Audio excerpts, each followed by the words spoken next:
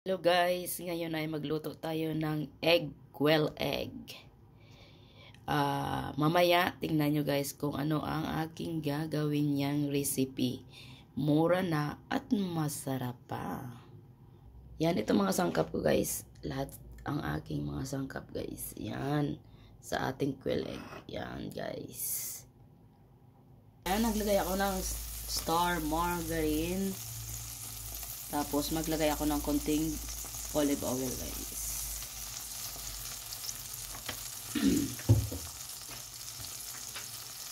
Pagkatapos, halo-haloin natin muna guys ang ating guys. Ilagay na natin ang ating onion.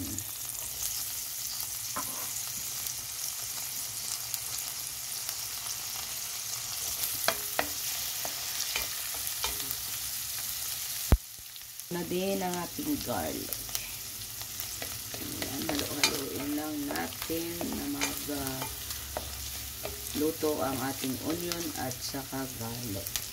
Yan po, naglagay na ako ng tubig guys. Isilagay na natin ang ating chicken cube. Lagay natin ang ating chicken cube guys. Yan. Nilagay na natin ang ating guys, ang ating patatas. Lagay na natin. Ito ay healthy at murang ulam guys. Patok sa bulsa. Ito ay gustong-gusto ni Aiten ko. Tapos ang sabaw ng corn guys, ilagay na natin dito guys para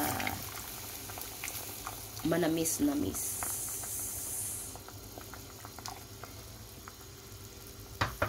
Yan, isunod na natin guys ang ating carrots.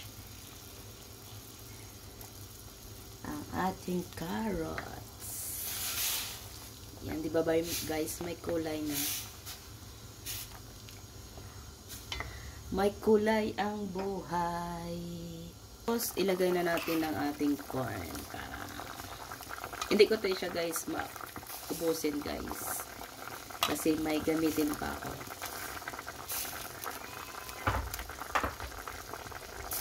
Yan. Hindi man maganda kung madaming corn guys. Medyo katamtaman lang.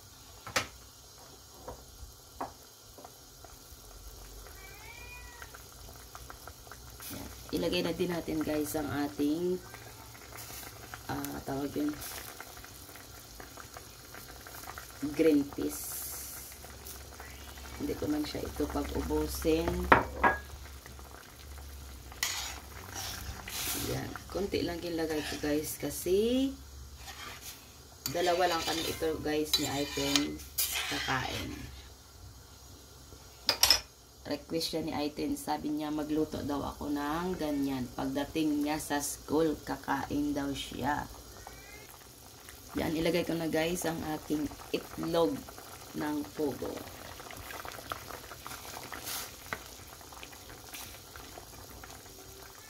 Ang sarap guys. Tikman ko guys. Ang sarap. Maglagay ako ng black pepper. Kunti lang guys. Ilagay ko. Yan. Tapos maglagay ako ng kunting asin. Kasi maalat na yun ang ating chicken cube. Halo-haloin natin guys. Ares! May food ka na da. May chicken ka na da. Ngaw pa pa.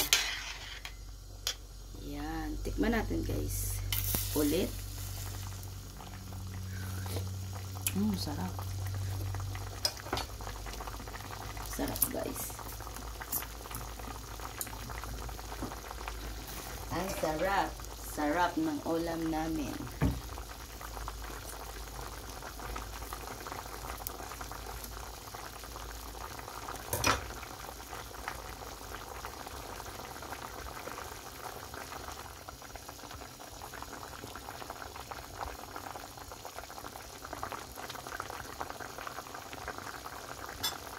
Yan, lagyan na natin guys ng cream.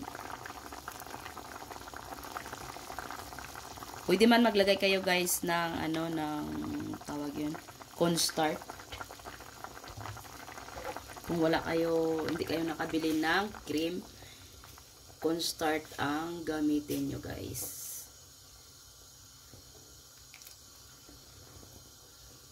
Kasi gusto ni Aiten cream.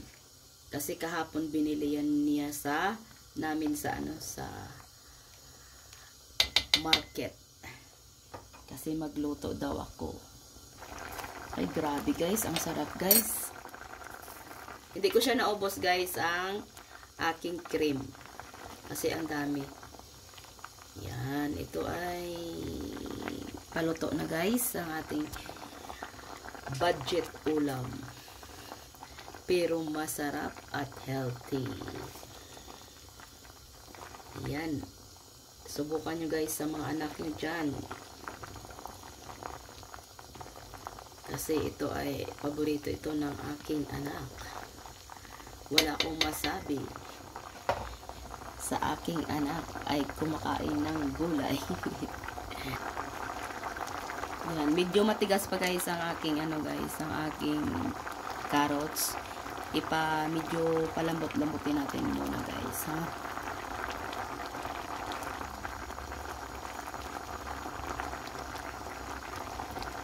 Yan, sarap. Yan, ito guys ay luto na po yan ng ating ano guys, malambot na ang ating carrots. Yan po, i-close na natin ang ating stove guys. Kasi luto na yan.